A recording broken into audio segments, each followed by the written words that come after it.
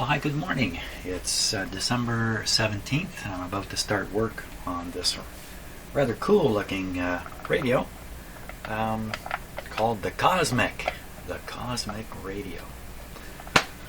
So, I don't know really anything about it, other than here it is.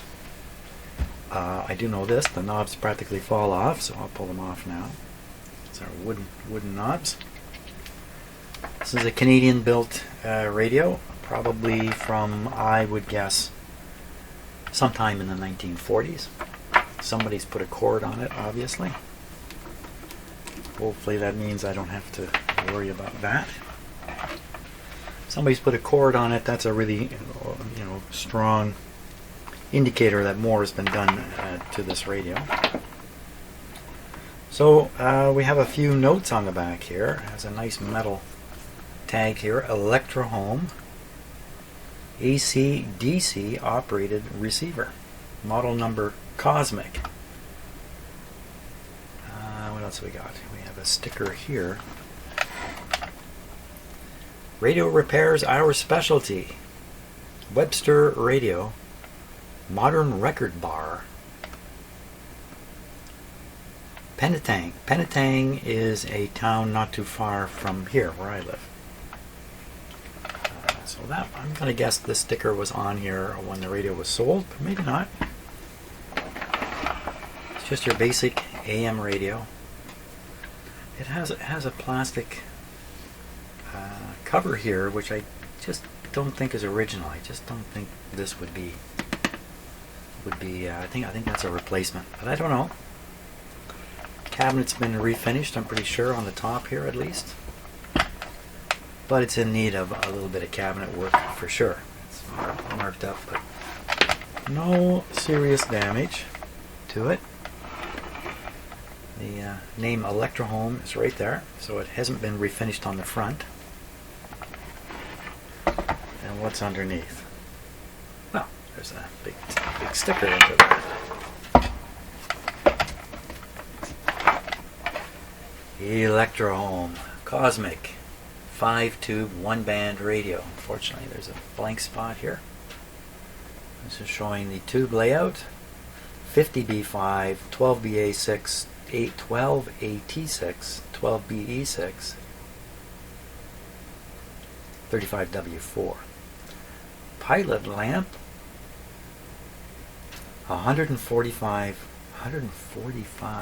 volt, 6 watts. So the lamp in here is not powered off the rectifier, as you would commonly find in a radio like this. The lamp is powered right off the, off the line. I'm tempted to plug it in and turn it on, but I really like to look inside before doing that. So why don't we, let's take the insides out.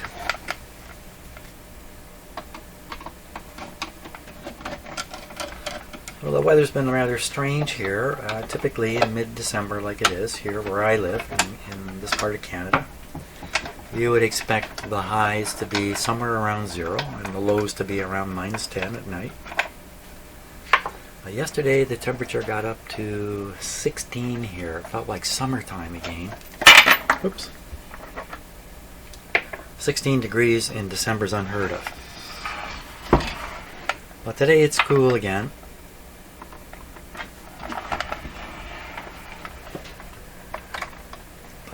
Still a little warmer than you would expect. Disconnect power cord before removing chassis. Here it comes.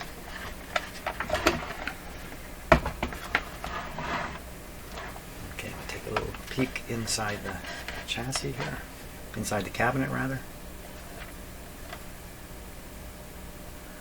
Yeah, it does kind of look like this might have been put, well, maybe not. There's a piece of plastic here, there's screws holding it in. Some kind of black material here. This looks like electrical tape, kind of a ineffective attempt at taping this up.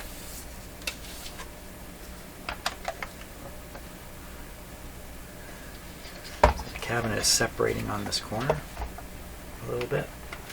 Even there. But generally speaking, it's pretty solid. somebody could make this look really good if they did a nice job refinishing it. So the antenna is on the back of this board, and the board is screwed in here. I think I'm going to leave it in place for now. Here's that light. I won't bother taking it out. You can see there's a fairly large light bulb in there. Don't know if it's good or not. I see all the tubes. Speaker is good. String is in place. Okay, sounds a little old, but that's okay. Now, so these numbers are on the front of this. What's happening underneath? Ooh. Okay, a little bit surprised. It's full of old parts.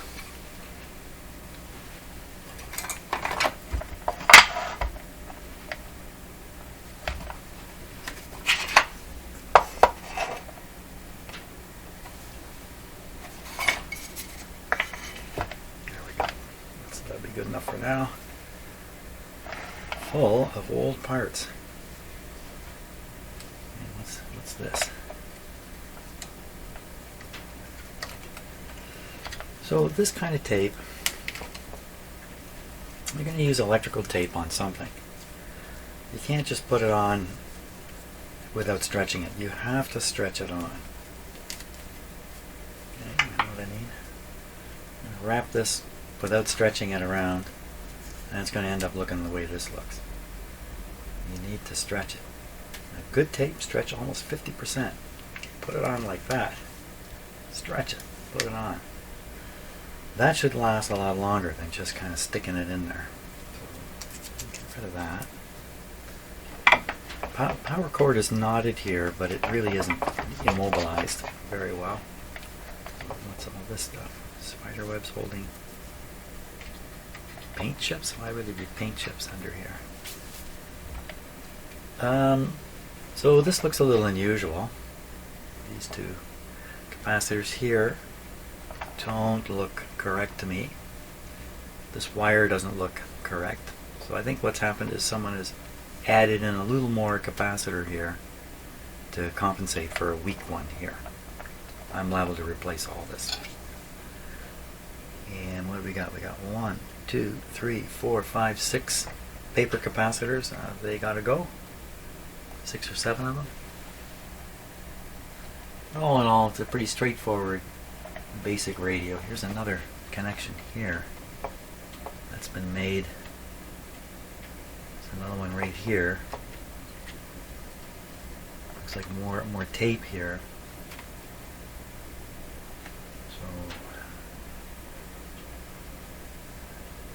So I suspect the person who owns this radio did this work some time ago.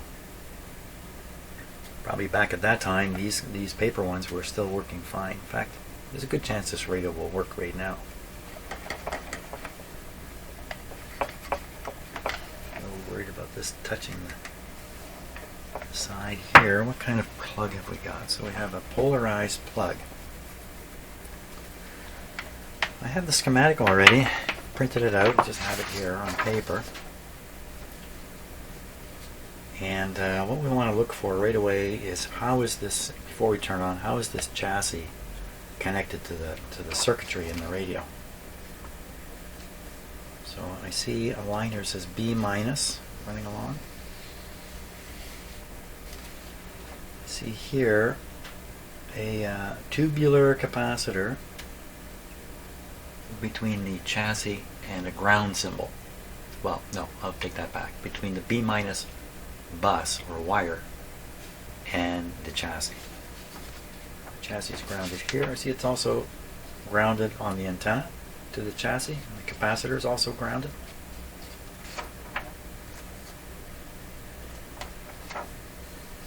Now originally this would have come with a non-polarized plug. You plug it in this way or plug it in that way. And then they would have done a somewhat sad job of protecting you from the chassis after that. Sad in the sense that you might have noticed when I took these off, hey, you know what? have the feeling these parts should have come off in here. They shouldn't have stayed on. This is actually part of the knob. But once you have this on, oh, that's what's happened then. With the wood coming off, but the metal part here staying behind, it was protruding slightly from the front of the radio cabinet. Which means if the knobs come off, you can grab this, so you're grabbing the chassis. And with an unpolarized plug it in, the wrong way or the right way, however you want to look at it. And you've got 120 volts on this chassis, maybe. You would, but you might not be able to pull much current off the chassis because it's coming through this capacitor here. So in other words, if you plug this in and this part is hot, it's through the switch and onto this B- wire. It's actually at 120 volts through the capacitor onto here. Which means you could probably get a light or faint shock, sometimes called a brush shock. You can't just get it from touching it. You need to be grounded in some way, or there needs to be a current path for you to actually get a bit of a lift. If this capacitor should be shorted, which is not very likely, but if it were to be shorted, well, you could be going for quite a jump. Here we see the 145 volt 6 watt lamp is right between the lines. So one of the things we want to know is where is this going in conjunction with the B- line, just so we know what's up. So we could find this capacitor, but we can find the B- line easy. It's all over the place. It's the negative of the filter capacitors. So I get out my ohm meter and we'll find out how this is done.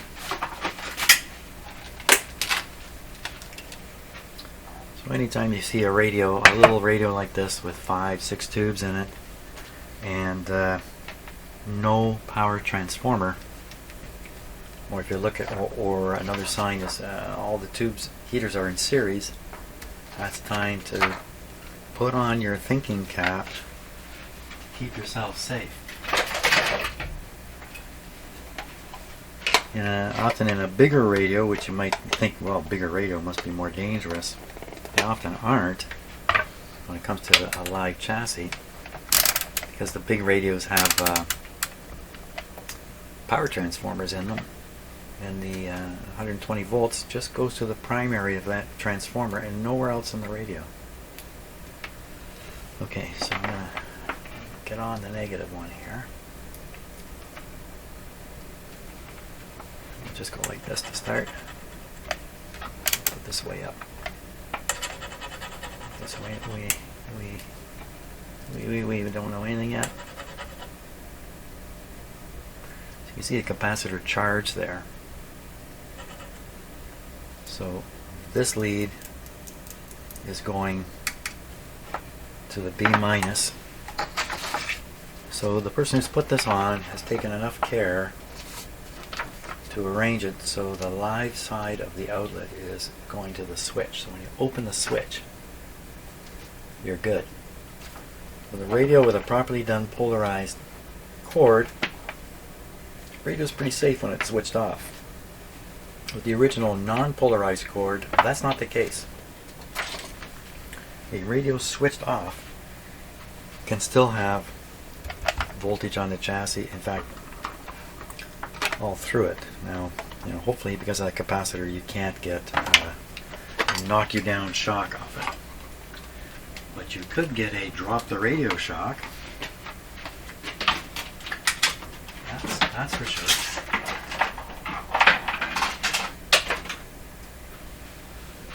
Okay, so we're good to plug this in. We'll see what happens. Now I'm not plugging it straight into an outlet. I'm not depending upon the house circuit breaker here to operate if there's a short circuit of some sort in here. Not very likely that there's any short circuit. what I have instead is I have an isolation transformer, and then I have that guy there. no, I don't mean him. Silver Springs, Florida. This scares my cats a little bit, and I'm not sure what it is. Then I have the power coming from here, from this guy, which is another transformer, going through these two lights, provided I have switches set the right way. Okay, let's just check and see. Okay, we'll switch off. Now I can have a simple switch panel here that energizes my bench outlet. That's armed. No power here yet until I throw this switch. If I throw it downwards, the power gets to here through these light bulbs. If I throw it upwards, then it's coming from this guy, which is coming from another guy in the background. Okay, switch on.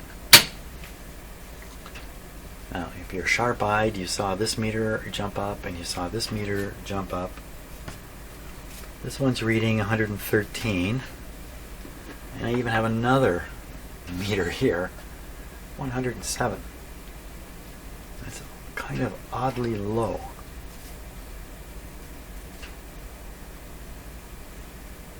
It's kind of oddly low. I would expect this to show 117 or something like that. No, it's not because of the radio, that's for sure. So we'll leave it a little bit low. I can adjust it with this. I can turn it up a little more if I should desire.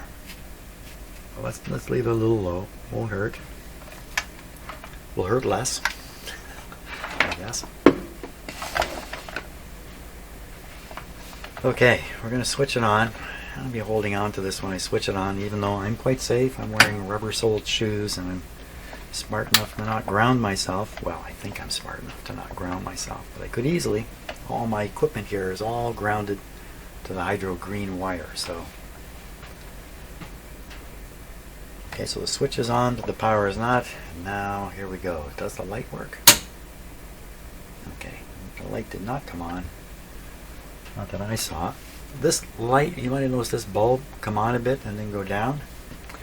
It's a good indication the radio is working. Let's find out.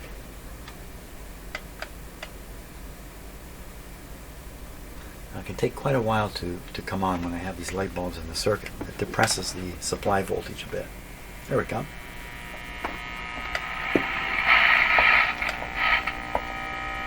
Okay, so that sounds like power supply hum to me.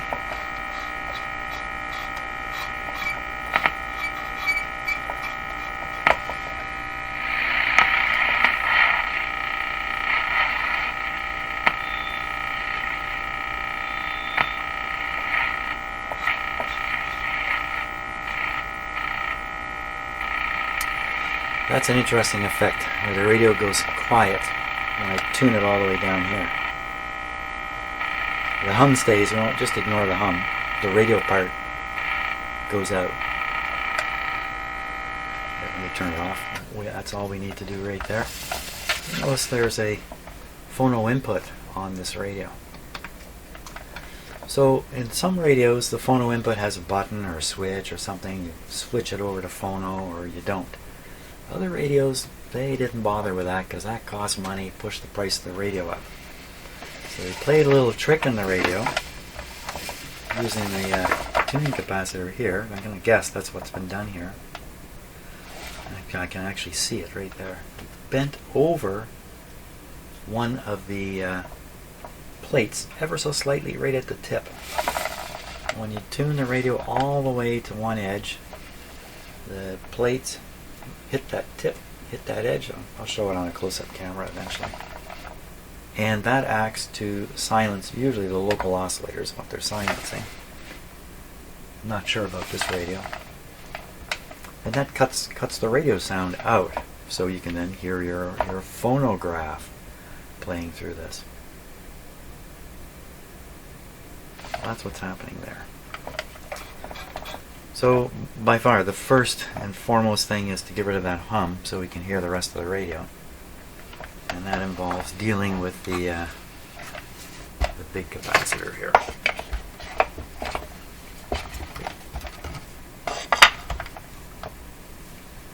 Okay, I'm going to unplug it.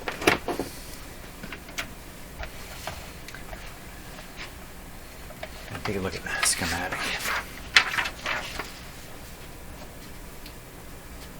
So a very typical power supply in a little radio like this. It's basically two fairly large capacitors,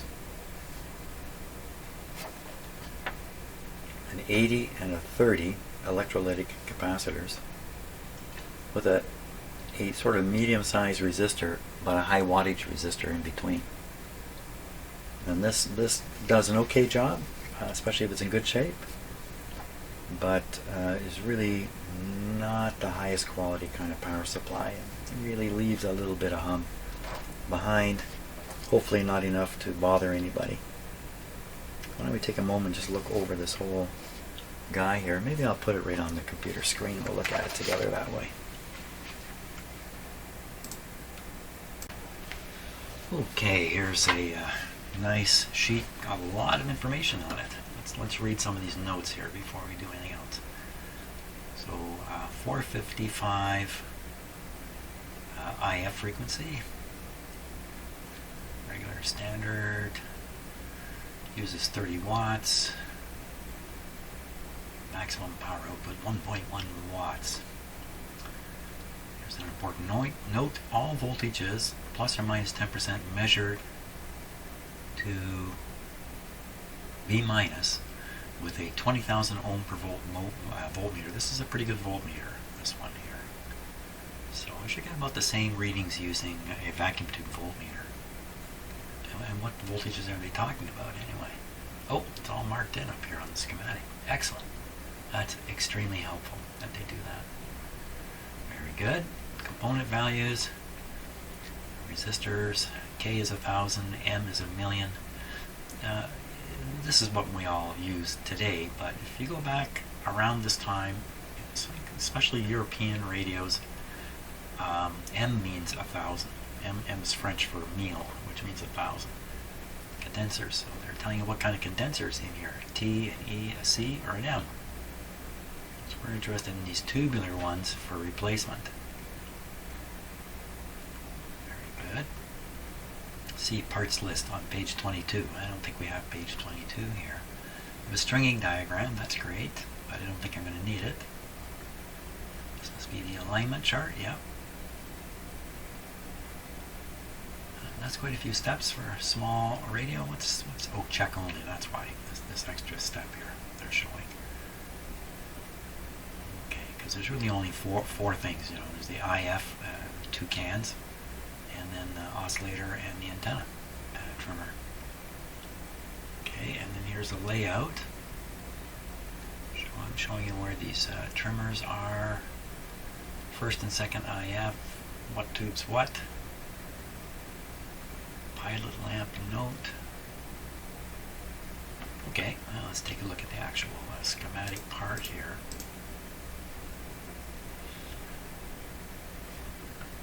So on this schematic, what they've done is they've heavied up a line that kind of shows the signal path through the radio. So this line is a little heavy, reaching the grid of the first tube, the mixer tube. You see this is a little heavy. Sort of show the signal carrying on here, grid, plate, transformer. Interestingly enough, at this point they show the signal coming down this way. Now of course it's not the RF signal anymore. What's coming down here is the audio. Well, there might be a little bit of RF still in here. And one of the purposes of this capacitor is to get rid of any RF or to maybe a better way of putting it is to put a signal ground right on the bottom of this transformer winding here. We see a voltage being fed back. This would be a DC voltage coming from the detector, and it's fed to this line, which will work its way to the grid. There's another isolation resistor here, a large one. See how large these are? Because there's no actual current flow through here. You put these big resistors in, but it doesn't actually drop really any voltage. So whatever the voltage is here, a few volts negative is what it would be. It should show up over here too. Okay, so that's the AVC voltage, an AVC system, automatic volume control. This will be the AVC capacitor, and the job of this is to slow down the changes in the variations in this, and drain out any RF or any audio or anything else, or any oscillatory signals, drain out to the B minus through this capacitor. It's a pretty important guy. They're showing the tuning, let's go back a little bit. They're showing the tuning capacitor here, and the dotted line on a funny angle indicates that when you turn or adjust this, you're adjusting this. They're tied together mechanically. Shorted at maximum capacity, phono operation. So that's exactly what I had guessed was in here, and you can even see they've even drawn a little indication there to kind of pictorially show, give you a hint as to what's going on there. So, okay, let's keep going through. So this is the detector. It has two diodes in it. Different radios do different things here. Some of them just don't even use one of these diode plates, but this one's using both. So it's not using them together, it's using them for two different purposes, or two similar but separate purposes. So we have the RF at 455 coming out of here, being rectified here. Now what's going on with this other one?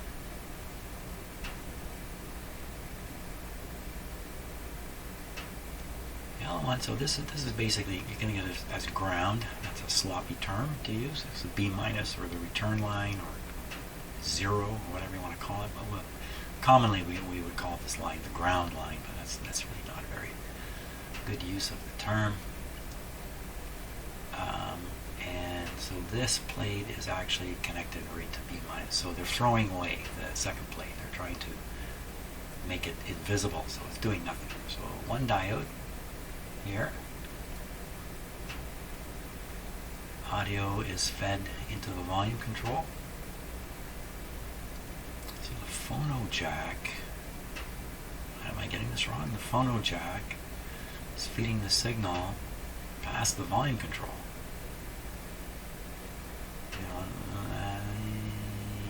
Looks like, I'm not sure what they're doing here. Sometimes this will be fed in up here. Feeding it in here.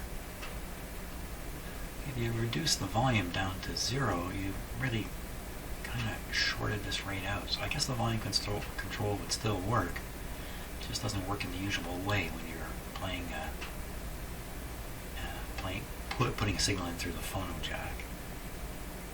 You could put a Bluetooth signal into here, it would work. Okay, it's a little different. Now there's a fair bit of DC in here. There's the rectified DC coming from over here, so you don't want that to carry on into what's coming next, because it'll interfere with the tube bias, the grid bias on this tube. So they put a capacitor here to block it. Got a giganto resistor here. This is to make sure that the grid potential doesn't float up and out of control. Otherwise, you'd see if this wasn't here, you just have this side of the capacitor, it's straight to a grid. The grid, it's in a stream of electrons or a field or whatever you want to consider it, and it will pick up a charge and it will slowly drift in itself. And if that charge it picks up isn't removed, then the grid will slowly drift up in potential. So you put a resistor here, it's a tiny charge. The rate at which it's collecting is very low, so you put a great big resistor here. Put a small one here, and you're going to knock down some of the voltage, some of the signal coming out of here. You don't want to do that. So 10 megohms, that's a biggie in a radio. The signal gets to the grid. grid controls the current through the tube. This is like a two-part tube. You could have two separate tubes doing this, but this is just for convenience sake. Tube designers came up with combo tubes. This is a combo tube. So not only is it rectifying the output from here, but it's also amplifying the audio that's recovered this way, or detected this way, and applying it to the grid. The output of this tube, you can see here's the heavy line again showing. This is where the output's going, but it's all audio by now. If it isn't, this capacitor is there to get rid of any RF that might still be coming through. Then you have because this is a plate circuit that has B plus on it, you don't want that to carry on and reach the grid of the next tube, so you put a capacitor here. This is a very important capacitor. The radio can be working and sound quite okay, but this capacitor, if it's old enough and leaky enough, can allow charge through. There's nowhere for the charge to go, so it builds up and causes the grid bias to go off. This particular tube you can get at this grid from two different pins, from pin 7 or pin 1. Oh, sorry, not pin 1. Pin 1. So what have they done here? So this is the B minus. They have a half megohm resistor. It's connected to this pin, but it's the same as connecting it here. So there is a way for the charge to bleed off. Any charge that does come across bleeds off through this resistor. But if this is leaky enough, it'll push the bias up and push it more positive. The current flowing through the tube, even when there's no sound, will start to increase. And that heavier current is going to wear out the cathode that much quicker. These tubes the output tubes are already hard working, so you don't want to help them to work extra hard or they're going to wear out extra soon. But these tubes generally won't last as long as these signal tubes. The signal tubes are not working very hard compared to this. Same sort of story for the rectifier tube. In a world of economics, you're going to shovel dirt somewhere, you get a shovel that's appropriately sized. You could have a bigger shovel, but that would cost more money. So why waste money on a big shovel? Why waste money on a big rectifier if you can get away with a smaller one? Smaller size, smaller everything. These guys are working hard, they tend to wear out. So the two tubes that tend to wear out in a radio like this are the output tube and the rectifier tube. Wear out first or early. These ones will wear out eventually, particularly if their circuit's upset somehow and they're conducting more current than intended. They can certainly wear out. And the wearing out of these tubes really involves the surface of the cathode being depleted. And eventually it can't emit electrons the way it can when the surface is fresh. The special sort of baked on powders that are on the surface of this thing to increase its emissivity. Oh, maybe that's not quite the right word, but its emission. Okay, so a signal comes out on the plate, 110 volts. They want as high a B plus here as they can get away with in a radio like this, because they want the most amount of power developed in the primary here, and then transformed onto the secondary, and then it's out to the speaker. Okay, now it looks good. Simple. This is a very simple, straightforward radio. No funny tricks in it, I don't think at all. Many radios would look very much like this. Now this is kind of interesting what they've done here. This is a little interesting. So the heater in the rectifier tube has a center tap. Pictorially, they're showing it in the center, but it probably isn't in the center.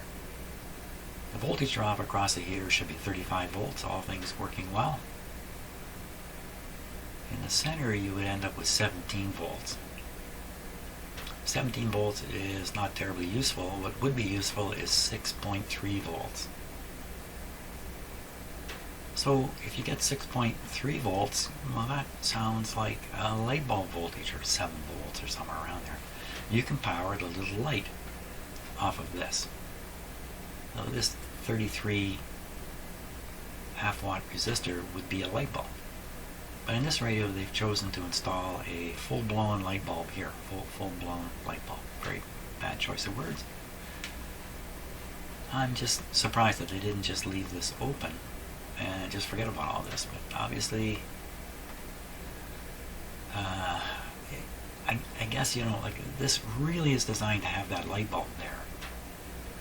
This is the light that when you turn on, in that kind of radio, when you turn it on, it does what my dim bulb lights do. It comes on fairly bright at first, then dulls down, and it usually gets a little brighter towards the end, depending upon what they've done with it.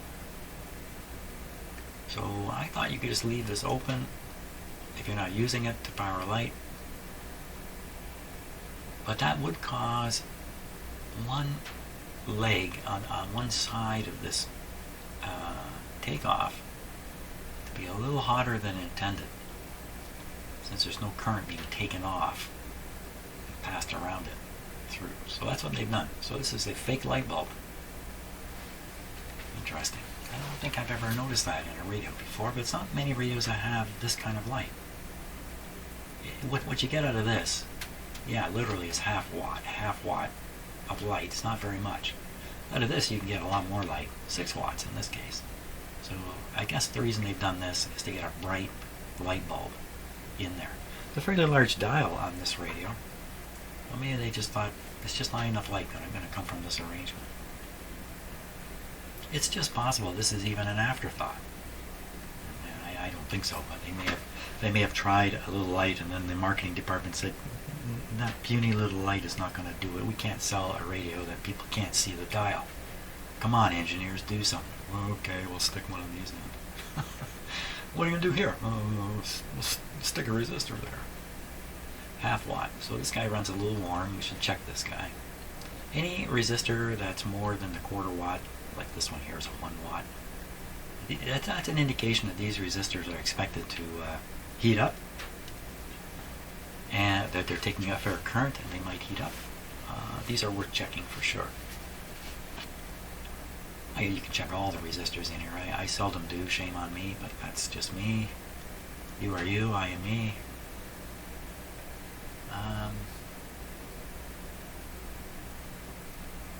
115 volts. You see what's going on here. We have 115 volts available total voltage coming right from the power supply. By the time you get to here, it's only 110, so 5 are being lost across here. Okay, if we just look at these lights, look at these heaters here in a row.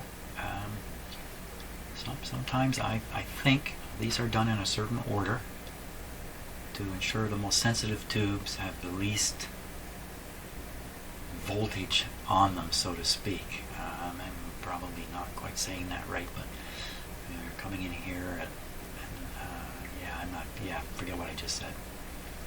In some radios there's a lot of fancy business going on down here with little resistors around it and capacitors here and there. Not so here. Straight through.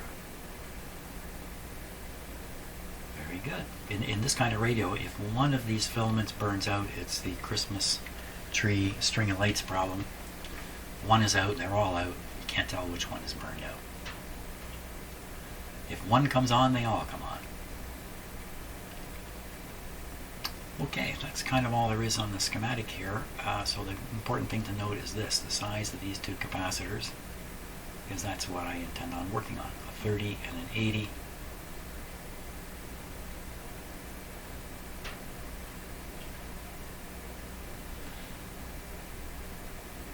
So first capacitor in the power supply is this 80.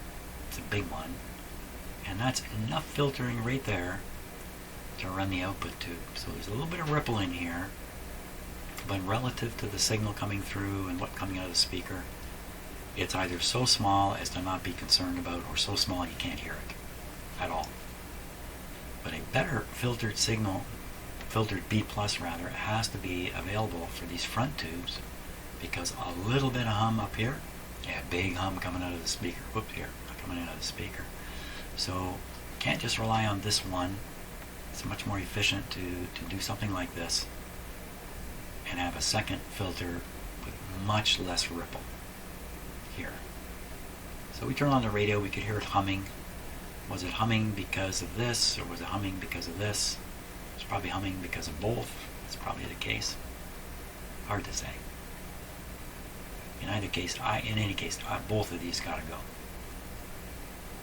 Okay.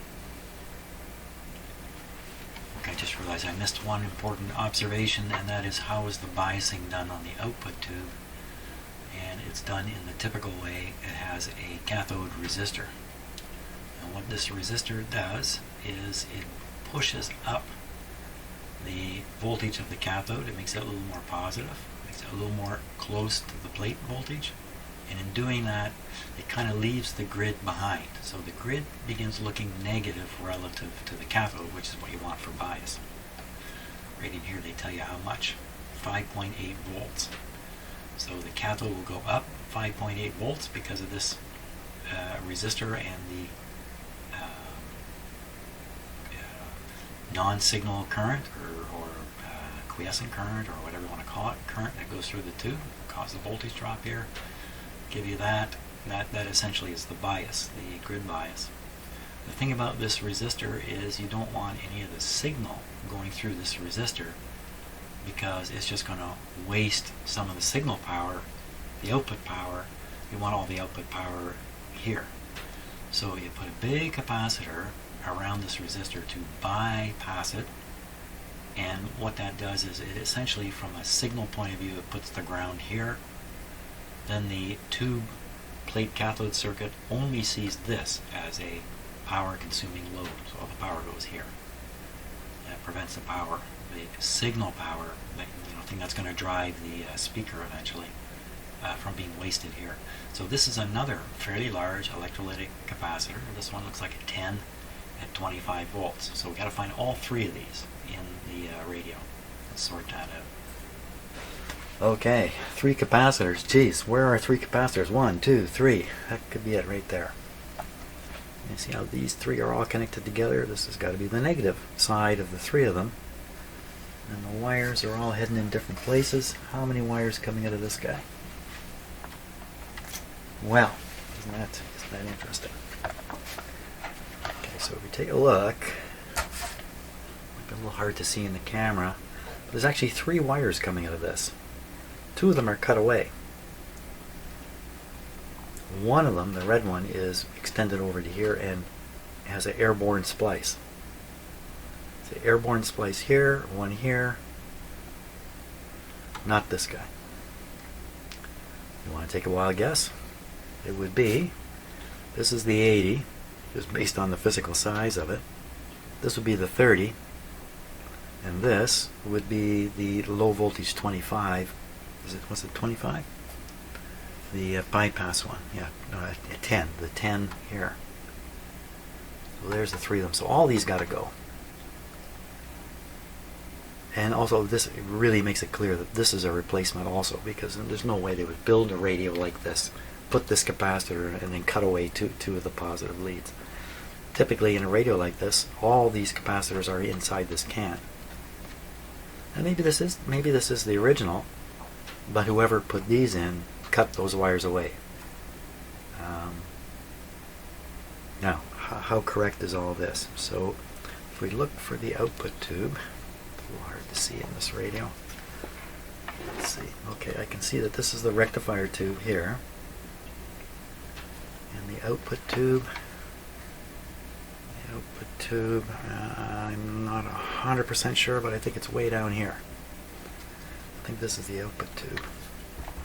You see this green wire heading right to this tube, and this guy is 10. So here's a 10. This is the bypass for the output tube. There he is. These 2 remain. Now, how big is this one? This is a 20. Didn't it say 30 on here? It says an 80, and a 30. This isn't even up to snuff. This is a 20. Good for 350 volts. That's a little bit of overkill. A radio like this, the highest voltage here is 150, somewhere in that range. And this guy, can we read it? We can't really, yeah, I can. 80, 30, 10. So, okay, clearly this was designed for this radio, or the radio was designed around this part, or however you want to look at it. Matches the schematic. They all gotta go. Let's verify then that this is the first, even though, you know, just because a mistake could have been made, and if I just, you know, put back in what exactly is there, I could duplicate someone's mistake. I don't think a mistake has been made, but we need a little more certainty here. It's coming right off the rectifier tube is a wire going straight to the 80. So down here is the rectifier tube, and there's the wire going straight to the 80. So that's got to be the 80. It's a red wire, and I can read red 80. Okay, so there you are. Everything is adding up nicely as would be expected. Okay, so I'm going to change these out and put in some nice new ones. Okay, I'm going to let you watch the removal process. Not that there's anything particularly special about it. I'm going to nip this but leave it connected. Reduce the chance of me making a mistake. I'm going to nip the negative here, leave it connected for now. How do you get this guy out of there? He's on this metal band. The metal band, in this case, is riveted and soldered to the chassis. You get your bigger cutters. You start feeling a little mean. You just go in here and chop away. Like that. He's out. He's almost out. So this is the main negative return. I'm just going to nip off the junk here. And I'll leave that connected to the red wire for now. Even though it has an airborne splice here I'm going to get rid of. I'll make the connection right to the terminal there. Same thing with these. I'm going to make the connections right onto the terminals. And well, I might use this green wire. Okay, I'm going to dig out some capacitors here. Now I do have a pretty good stock of capacitors, but not exactly a match. So for the 80, I'm going to take two 50s. These are 160 volt capacitors. We know the highest voltage when it's operating is, well, actually they're calling for 150 volt right on the schematic, so 160 is going to be just fine. The highest operating voltage, 115 volts. So I'm just going to take two of these and turn them into one of these just by tying together the leads. There, that's now one. So that's the replacement for the 80. And then this guy will be the replacement for the other main one. That's the 30. Again, this isn't a 30. This is close to a 50. It's a 47. 50.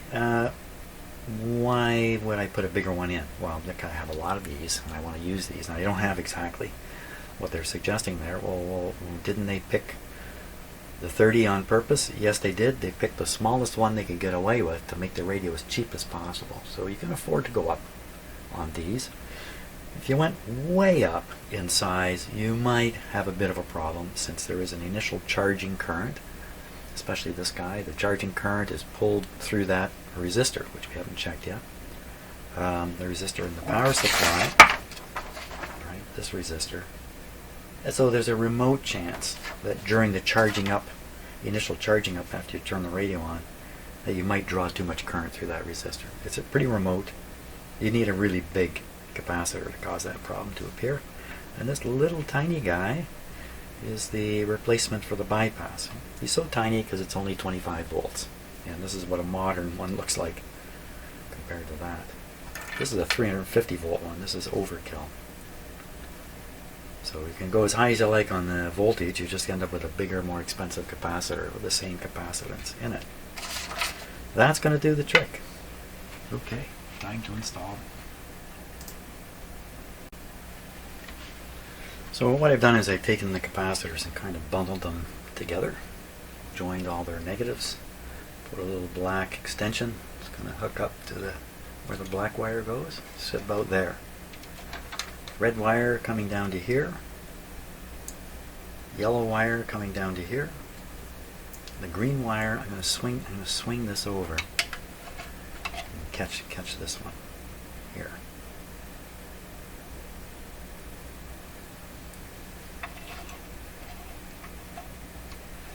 Maybe not. Maybe I'm gonna. Well, I've already done this. Yeah, I'll put it there. I'll use a little shrink sleeve to cover it. Good. Where are we on the clock? Oh, it's almost lunch.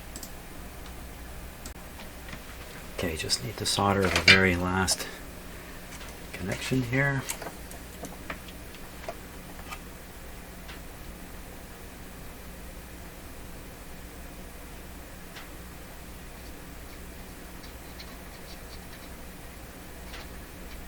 There we go. Now this thing looks pretty hairy. I'm not really sure what that's all about just yet. It's going up above. It's the feed to the output transformer. Why is this done?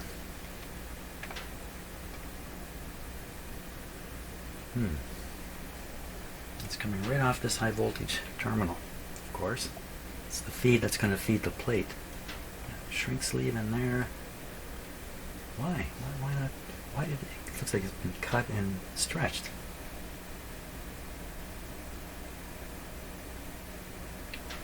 I don't know why that is. Well, I'm going to leave it just as it is. But I will throw, contrary to what I was saying before, where'd that tape go? I'm just going to stick this old tape on it for now.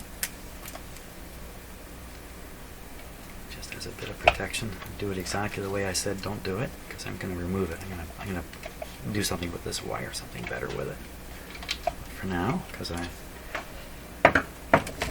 because lunch has arrived, lunchtime has arrived, and I'd like to try this radio out.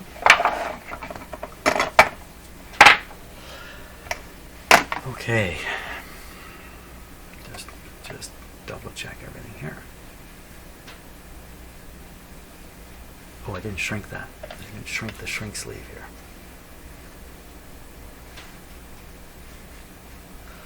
Shrink the shrink sleeve. Okay.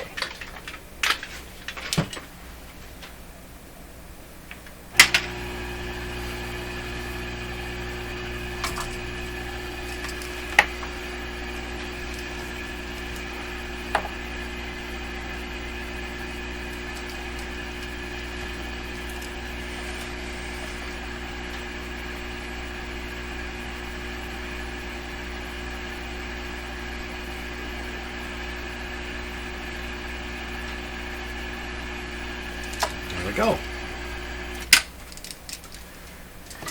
That's all it takes. It's not going to move anywhere. Well, let's try this radio again.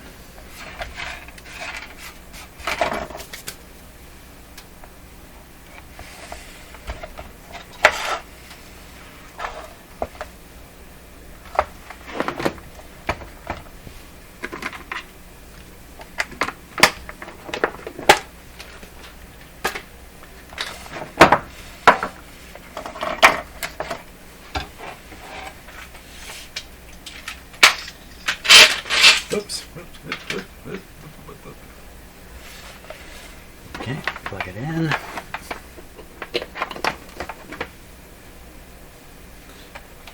Switch off. Good. Applying power through those lights. Here we go. I'm going to turn it off. Switch it on here. I'd rather not have my hand on the radio when I first turn it on. Check the door. Is the doorway clear? In case I have to make an escape. I do make mistakes when I do this. So the key here is these two lights. If they come on bright and stay bright, within a second I'll cut the power off because it will be telling me that I've put the capacitors in backwards or something dumb like that. And I do that. I have to admit, I do those stupid mistakes. Here we go. Perfect. Didn't come on bright. came on, dull down. Thumbs up. Now, are we going to get anything here on this radio? That's a good question. Doing a little noise research in my house. All of us are, aren't we? Trying to track down the sources of those noises. Oh my gosh, many, many sources. I discovered last night one of the main sources of noise in my house is another computer I have in another room on the other side of my house. And it puts radio RF noise into my shop here from the other side of my house stronger than the computer that's sitting right beside me here. Just under my bench is my computer I'm using to make this video. Wow, I was really surprised by that. And one of my screens on that computer is also screaming out interference even when it's switched off. Boy, oh boy, oh boy. Well, no hum now. Sounds nice. Can we get a station?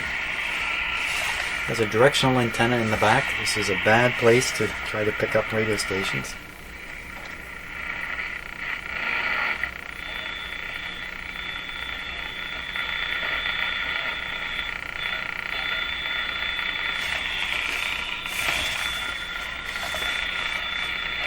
There we are. Well, that's great for a start.